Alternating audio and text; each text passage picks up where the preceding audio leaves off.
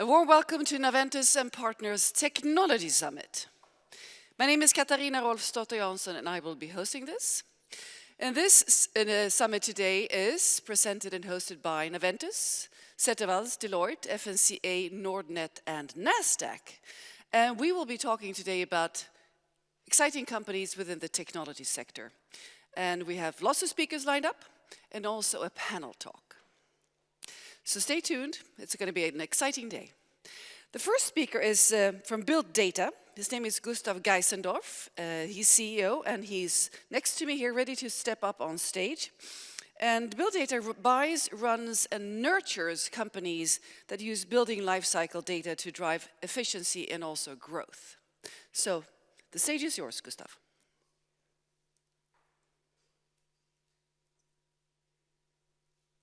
Here we go.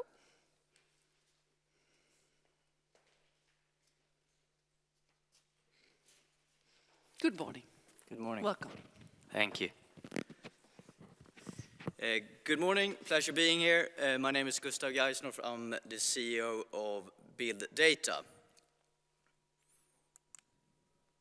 So the agenda for this morning is to, some of you may not be familiar with BuildData, so I'll give a quick recap of what we do and what our strategy is. I'll talk next about our financials, then I get into our financial targets and investment highlights, and then we'll do a brief Q&A towards the back end. So just to start it off, so what are we? So we're a cloud-based, or SaaS for some of you that may know, a cloud-based company entirely focused on the construction space. So we provide a SaaS-based cloud collaboration platform that is being used by different stakeholders in the construction phase. We're not new, we've been around for a fair amount of time. We have a track record of 20 years. We have operations in the UK, Ireland, Australia, as well as in the Middle East. We're just over 100 people. We're growing fast, and that's the intention. We had 21 million of sales in this last quarter that we just ended in at the end of September. We did the rights issue in June of 2021. We raised 100 million Swedish kronor from a number of institutional investors, AP4, Norron, FI Fonder, and a few others. And the reason for raising that cash pool was to do acquisitions, which we're embarking on as we speak. We want to have predictable revenues. We have about 80% predictable or recurring revenues.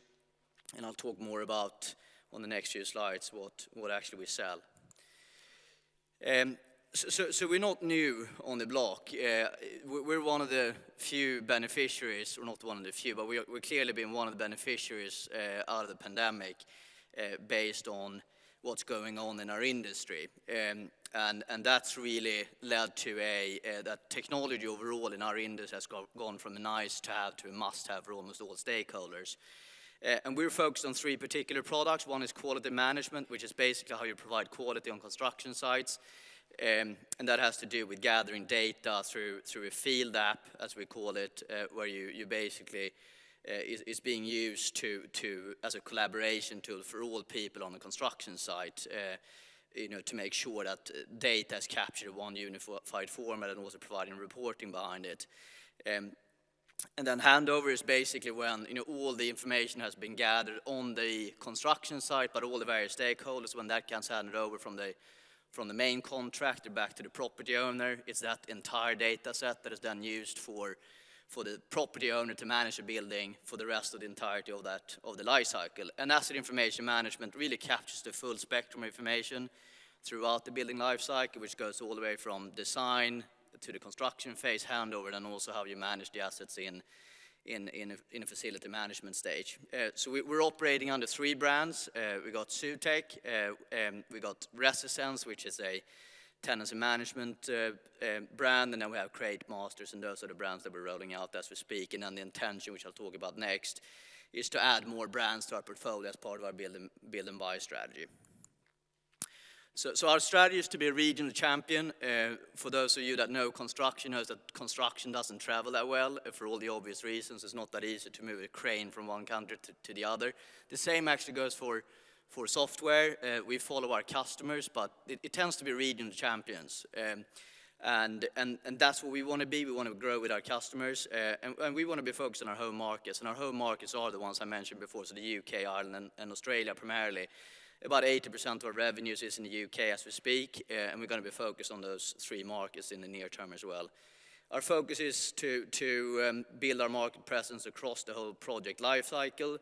Having recurring and predictable revenues is an absolute necessity if you want to be a real player in SaaS. That's what we're building. We're up to 80%, and that's been an increasing journey. Our recurring revenues keep on going up, and above all, I mean, what we want to build is a contract portfolio, you know, to keep on growing that, and that's for everyone that knows SaaS. That's kind of how it works. You build a contract portfolio, and then you call down on that revenue during the duration of the contract portfolio, and that's exactly what we're doing. So we're building growth for the long term. And that's in particular our focus, to make sure that our contract book is growing. Having best-in-class products and knowledge is absolutely fundamental. We do believe we have that, and that's what our customers are saying. It doesn't mean that we should sit here and say that our products are good enough not to invest in them. We're doing quite the opposite. We're investing a lot in product. We're investing a lot in new technology, so we're having some quite exciting AI and machine learning launches that we're going to be launching in next year. We're ramping up our pace in acquisitions, and then above all, we're focused on creating value for our shareholders. We have about 1,600 shareholders as we speak, and those are the ones that I report to and the board report to, and want to make sure that everyone is happy with our trajectory as a company. So our acquisition journey has started. I joined about 18 months ago, and in the beginning was about making sure that the strategy was right, the team was right, and that we build the fundamentals for growth. The first step was to grow organically, and then as of late, we started buying companies as part of our build and buy strategy. So we've done 2 acquisitions to date. The first one was a cleanup transaction in Australia, and then we bought a company called Createmaster, which essentially doubled our revenues. And that's the Createmaster acquisition, I guess, is more typical of a transaction we want to do, the kind of size. So that essentially doubled our revenues at the time. It has about 43 million of revenues. We bought that for just over 1x sales, and those are the kind of companies we're looking for. And the way we're looking to buy these companies is by a mix of cash consideration and stock in our company, locked under a 3-year lock-up agreement, and then earn out as well on top of that. Yeah, so this just wraps up the overall portfolio we got. So the brands on the top left, the markets we're operating on the top right, and then the customer types that we're focused on.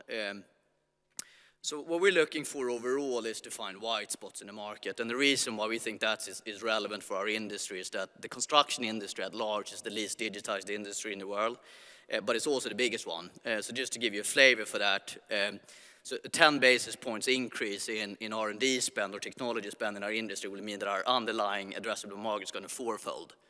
And that's what we're seeing now, exactly what's going on. We're experiencing growth of about 100% every quarter, and we don't think that's going to slow down. Anyone that is not growing 25%, they're losing market share. So it has to be at bare minimum 25%, and we're aiming for higher growth than that. And we can't address any of these customers without having good products and solutions, and we think we found our niche, and those are the products I talked about on the previous slide. We're spending more and more time on acquisitions. We have a full and building pipeline. Our strategy is to buy about 1 company a quarter. That's what the plan will be going forward, and probably ramp up over the next few years, but the immediate focus is about 1 a quarter. And the focus is on the UK. We want all the companies we're looking at to have at least 50 million kronor of revenues, which is quite big for us. I mean, we're touching 100 million kronor now, but that's the kind of size we're looking for. And you know, there's a lot of companies out there, so we can pick and choose a bit, which means that we narrow down our criteria, which is to make sure that we're looking at companies that have actually demonstrated growth. So that's what we're doing. We want to make sure that they're either profitable or there is a clear path to profitability. And you SaaS is quite easy, actually, when you look at it. You have revenues, and then you have people, pretty much, and then you have server cost and marketing. It's not more complicated than that, actually. So it's a scale game. So as soon as you get to scale and you know what your marketing budget is, then you can quite easily determine to what extent you're going to be able to make money. So we try to identify those companies, and then we have a quite rigorous approach to how we approach them in terms of an M&A process with 5 different steps on how we approach it. And we're seeing our pipeline is focused, and we've been lucky to date, I guess, because we're not seeing a lot of other people doing it. But there is a window of opportunity at this stage for about 2-3 years, is what I'm saying, and then there's probably going to be a lot of other players thinking the same as we are. We want to buy recognized brands that have a unique market position or a product positioning, more importantly. And the idea is to use these incremental brands to sell it to the same customers. And that's what we already started seeing, is to cross-fertilize sales. And then we're looking at what we typically see in these companies is that they have a strong product, but they're underinvested in sales and marketing. And then they're spending way too much time on HR and finance overall. So we're going to pull out their finance and HR organizations and put that into our building blocks, and then invest more in them for growth. And then we want to make sure they can actually fully function as independent management team to make sure that investments in product as well as sales and marketing continues in their own entities. So that's about the company. I'll talk now briefly about the financing, or the financials rather. So in this last quarter, we had about just over 20 million of sales. So that's on the top. And then we have about 100 million of cash on our balance sheet. And then we're just about break even. And that is a choice, just to be clear. I mean, we're growing about 100% now, and we're investing ahead of growth. And we're investing ahead of growth in sales, marketing, as well as in product. We could easily embark on a completely different strategy, which would be to grow 15%, in which case we could turn off all of that growth today and make 35% EBITDA margin. But that is not the navigation at this stage. The plan right now is to make sure that we invest in growth for the future, and then in 3 or 4 years to make sure that we manage the business with profits instead. But at this stage, it's about managing it for growth. So I think you can probably see that a bit on this slide. So our growth has indeed started growing. There was a bit of a blip right when the pandemic broke out, and that was purely because it was a lot of uncertainty, and some of our customers were holding back a bit on our spending budgets. But since then, it's been an absolute explosion. It's not only for us, let me be clear, it's been for the entire industry. I think we've been outpacing the growth of the industry. But growth is building momentum, and we don't think that's going to stop. And we want to keep on growing that way. So that's the quarter-by-quarter trajectory, and that's sort of the last 12-month growth profile, which keeps on going up as well. And then recurring revenues, as I mentioned before, is important for us. It provides that level of predictability. So 80% of our revenues are now recurring. As I mentioned before, SaaS is reasonably easy. It's sales, it's people, and it's marketing. That's what you have in our P&L. So we're investing a lot in people. That's why we're not making more money today. And then we're investing a lot in marketing, which are the 2 main cost items. And that's not going to change. Actually, for my taste here and now, we're investing too little in both. And I think one of the challenges we got actually in this market is to find good people. So we're about 100 people today. Today we're looking at hiring 26 more people, and it's hard to find them.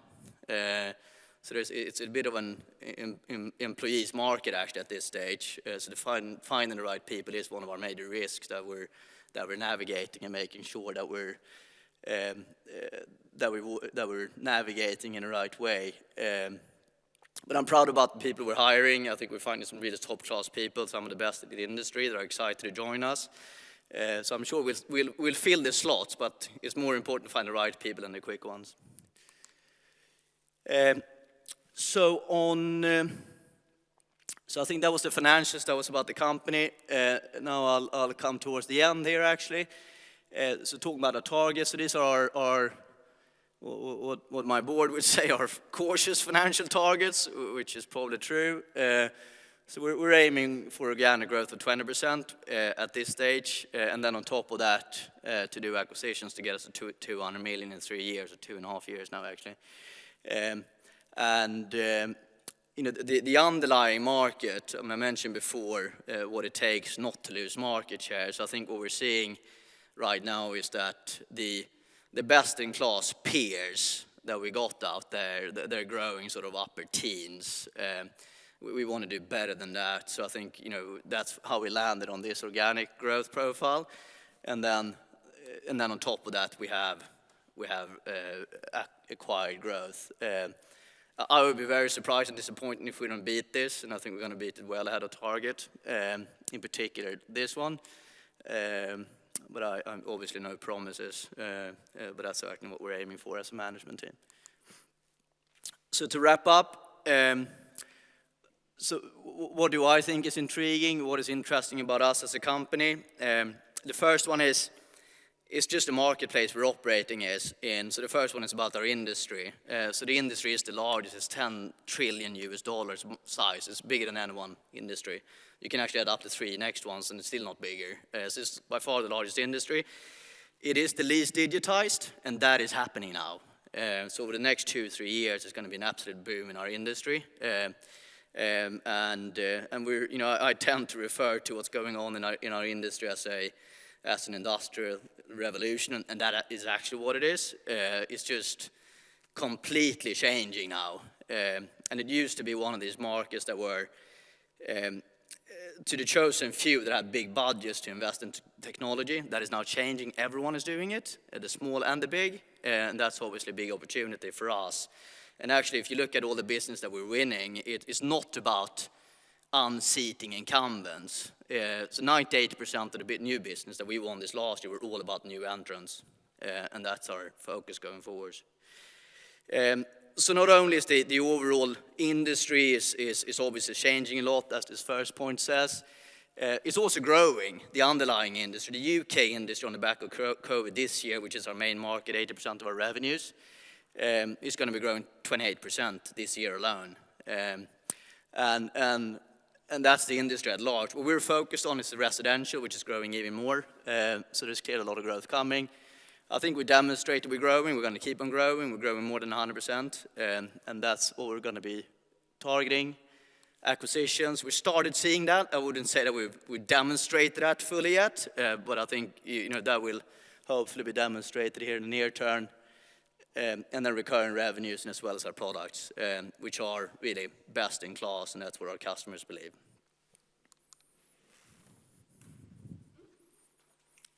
Thank you so much, Gustave. I just came back from 2 weeks of moderating in Glasgow at COP26, and there's much talk about digitalization. It's and the impacts, of course, connected to the measurements we have to do to get down in carbon.